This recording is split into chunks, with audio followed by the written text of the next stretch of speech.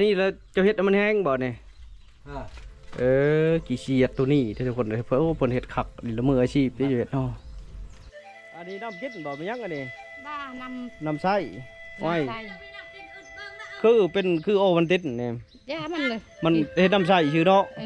น้ำกินเอาอยู่ไส้บ่เนี่ยกินน้ำมันนี่คือกันแล้วไส้เลิกเติบด้วยเนี่ยก็ถือว่าเป็นน้ำใส่น้ำอาบน้ำกินอยู่นี่บ่ทุกคนเลย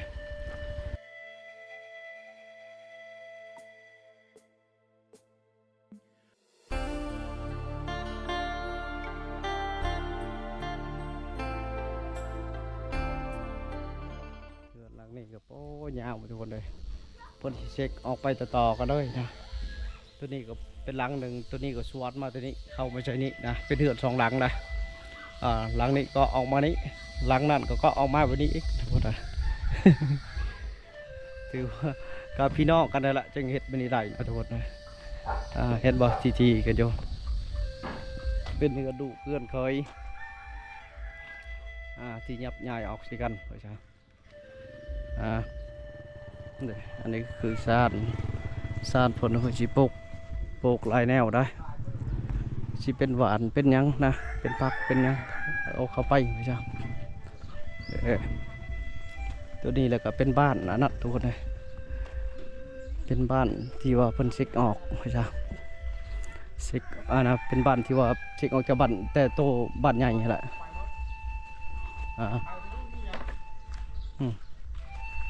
ไปทางไหนมาแต่ดองอ๋อเมื่อไว้เนาะ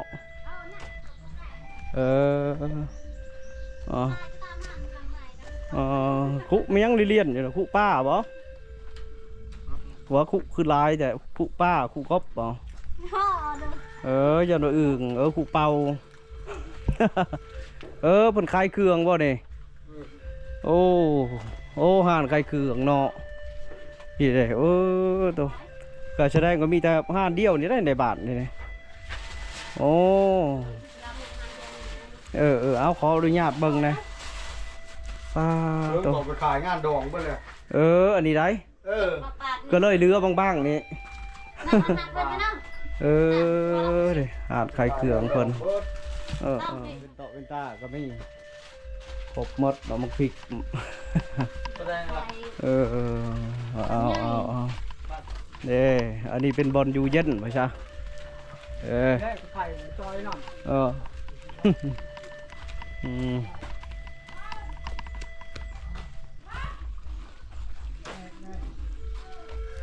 อันนี้เป็นบ้านน้อยบ้านหัวน้อยทุกคนเลยอันนี้ก็เป็นบ้านเป็นเรือนปลูกใหม่เพิ่นที่เคยย้ายออกจากบ้านน้อยนี่แหละนะเพราะบ้านหัวเนี่ยเป็นอยู่3-4 บ้านทุกคนเลยเพิ่นเคยชื่อชื่อก็แตกต่างกันไปเล็กๆน้อยๆตัวหนึ่งlàหัวโคกตัวนี้làหัวน้อยตัวหนึ่งหัวใหญ่ตัวหนึ่งlàหัวจัดสันทุกคน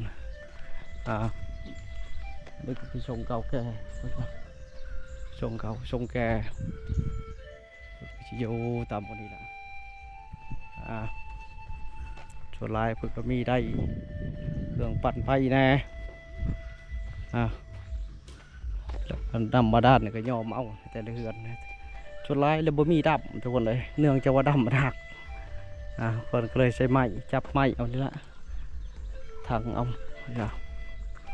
ไม้ยอมเอา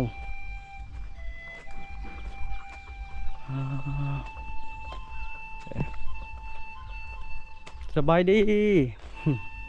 เห็ดยังพอสารยังสารติดกะโอ้ไก่ตกใจไก่ยาวจักตอกเห็ดยังนี่โอ้ขี้เฉียดโอ้ได้หลายเนาะขี้เฉียดไปเขี่ยวได้ทุกคนเลยนี่เจ้าขายไปได้อันนี้ขี้เฉียดนี่ยังไม่จักจะมัดไว้ก่อน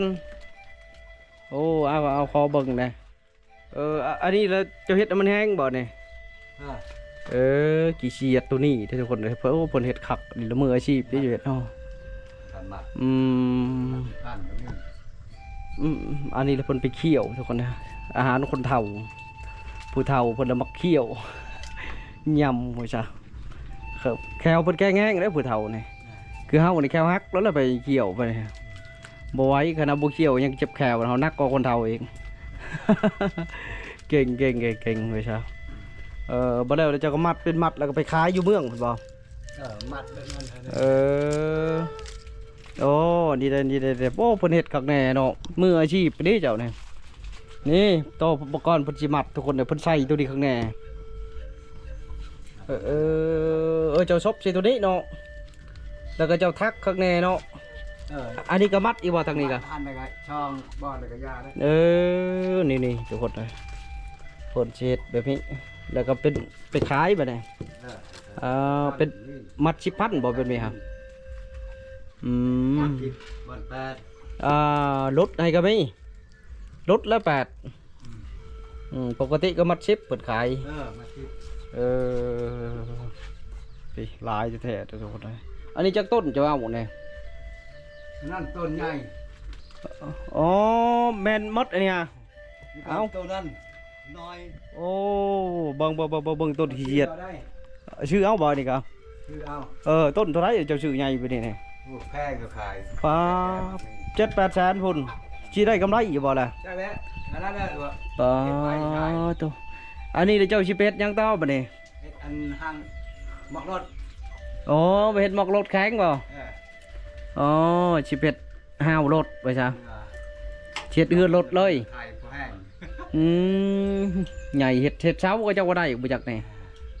โอ้ปาดไอ้เช้าเฮือนเลยสิเฮ็ดหมอกรถอันนี้เพิ่นเฮ็ดหมอกรถเพิ่นโอ้คักเนาะตัวต้นบางใหญ่นะ เลิกเพิ่นก็มาแกะออกเปลือกมันเห็นบ่โทนใหญ่เด้นี่โอ้แถวนี้แม่นมดเนาะโอ้ป้ายมันอันนี้ฮะงาง่อยที่เจ้าบริปะมาเลยเอาจนหมดเลยไปซะมุดเลยคุณได้มาได้ ฮะ มัดบ้านก็ต้องคุณ อันนี้อะไรใกล้เนาะป้าพี่แม่นมดทุกคนงาง่อยๆโอ้โหตัวผู้ทุกคนได้ลายเติบอันนี้จำชิยำเนาะ พี่ประเด็ดแล้วเพิ่งก็มานี่แหละนี่ ใต้มีนี่เอง เอาแล้วอาชีพบริสุทธิ์ไปซะ ขายแบบนี้ อันที่เพิ่นก็มาตอกเอาผ้าขาวๆเนาะมาตอกเป็นเปียงไปเนี่ยงามมาดิเราจะเห็ดเนาะงามมาดิแต่ก็มายำเอาไปก่อนเด้อมาดิเด้อโดยก็ถือว่าเป็นอาชีพหนึ่งทุกคนเลยที่บริสุทธิ์ชัดชื่อไว้ซะหาตามป่าตามดงนี่แหละนะเปลือกไม้ก็คือเปลือกชี้เฉียดให้ผู้เฒ่าผู้แก่เขี่ยวทุกคนเลยก็ถือว่าเป็นของเก่าแก่โบราณและไว้ซะนำใส่กันมาผู้เฒ่าผู้แก่ผู้หนุ่มนี่ก็บ่ค่อยเห็นดอกทุกคนเลยเอากระชีเลาะกัดไปต่อทุกคนเลยนี่และเลาะไปตามนี้ละนี่ก็ชูลายเพิ่นก็บ่อยู่เฮือนดอกเขาก็เลาะไปถ่ายเฮือนถ่ายชาติให้ทุกคนได้เบิ่งถือว่าหมู่บ้านนี่ก็เป็นหมู่บ้านอีกหนึ่งนะที่ขึ้นกับเมืองอัศพรส่วนชาติก็ยังคงส่งเก่า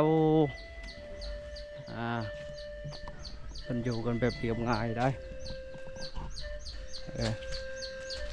หมู่บ้านอันนี้สบายดี เฮ็ดยังอยู่ชื่อๆเนาะบ่ได้ไปให้บ่บัดนี้ปลูกมันปลูกหยังแล้วหรือบ่ยังบ่ได้ไปดองบ่ว่าก็นั่งเรียนมาแต่ดองมาขึ้นเฮือนเขาคือเดือนได้ใช้บัดจะทำคือเดือนใหม่รายงานเนาะมื้อนี้รายงานชามงานถือว่าจบเลยแล้วสิออกให้มื้อนี้เด้อ บ่ได้ไปซ้ำอย่ามายุ่งบ้านกลางช่องชามบ้านใหญ่บ้านกลางนี่บ้านตัวได้เป็นบ้านกลางอันนี้แหละบ้านชิดชันนี่แหละบ้านกลางอันนี้ขึ้นเรือนใหม่มัดมือแล้วเราเขาอยู่เนาะมัดมือครับ ผ่อนเขา ทั้งผ่อนทั้งดอง กินเหล้าเดี๋ยวมันโน่นเนี่ยเขาผ่อน เออกินเหล้าพอบเนาะ กินข้าวเดี๋ยวก็เมื่อ ยันมาอยู่พอดของเขา อ๋อ จูนี่บ่เคย บ่เคยพอดไอ้เหี้ยวก็บ่มูดไปได้เนาะบ่เคยพอดนี่ก็ได้ ไปว่าให้แล้วหีบคองอันยองเจอ เออ ไปผูกเขาตะแคนเขาเลยก็เมื่อ โดย เขาผู้คือว่าเคยลิ้นเคยอันนั้นเลยเดียว ม้วนหมดมือแล้วเนาะ มันมือเนี่ย เฮ้นั่นนะ กินเบียร์พอนอย่างนั้นเนี่ย เออ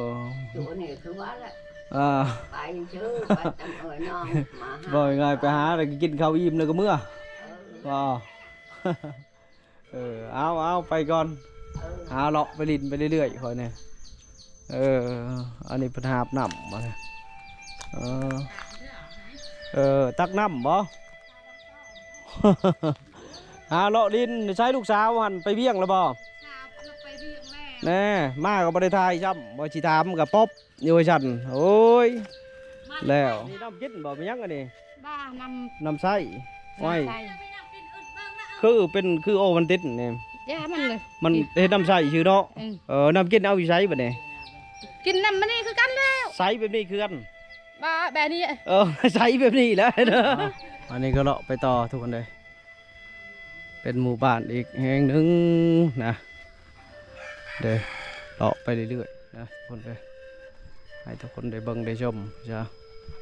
วิถีชีวิตกันเป็นอยู่อีกแบบหนึ่งโอ้ดอกไม้ก็เบิกบานแล้วนะนี่ดอกโคนคนว่าเดือน4เดือน5ก็ดอกโคนเริ่มเบ่งบานเรื่องคืออาชาวนี่ชาวบ้านเป็นก็เฮ็ดกินอยู่ทางเขื่อนหลอกขอกแกกแล้วอาชาวนะครับประมาณนั้นไป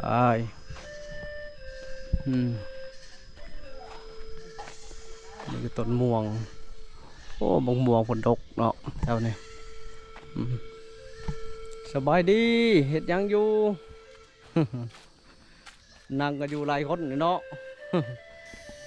สบายดีบ่ได้ไปให้ไปชวนบ่เนี่ยพักผ่อนไปน้องเมื่อไหวเจ้าก็เนาะอย่ามาอยู่ผ่อนเขาก่อน คือโดนไปถ่ายเอาเขา โอ้ยังบ่ได้เข้ามึงจะน้อยอยู่ละ เวลาเห็นเขาเย็นเด่นๆ อันนี้น้ำกินบ่นี่น้ำสร้างดูเลยโอเคน้ำสร้างโอเคเลิกได้ฟังตัวโอ้จะขุดทุกคนได้พี่เลิกเติบได้เนี่ยก็ถือว่าเป็นน้ำใส่น้ำอาบน้ำกินอยู่นี่บ่ทุกคนเลยโอ้ยเฮ็ดหัวเนาะนี่เนาะชีปลูกยังนี่ปลูกข้าวยันว่าชีปลูกสวนนี่โบแมนยังบ่เนี่ยยกเลิกเนาะหอนยามข้าวนะบ่เนี่ยเสียดหน้าต่อไว้ซะ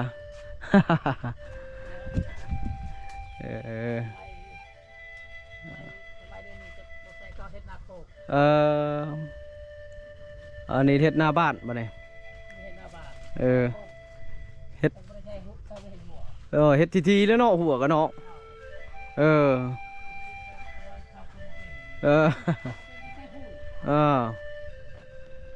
แถวนี้ก็มีแต่เหล่าเข่าทุกคนเลยเหล่าเข่าทีอยู่แล้วก็มีผ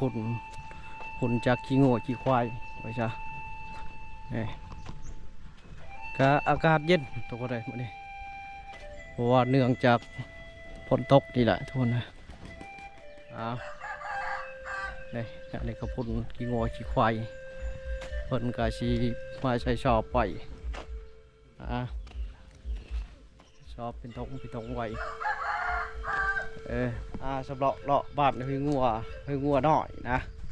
คลิปของเฮาก็สิได้กราบลาพี่ลาน้องมาซะพบกันอีกคลิปหน้าทุกคนคลิปนี้ก็ขอว่าสบายดีอย่างบ๊ายบาย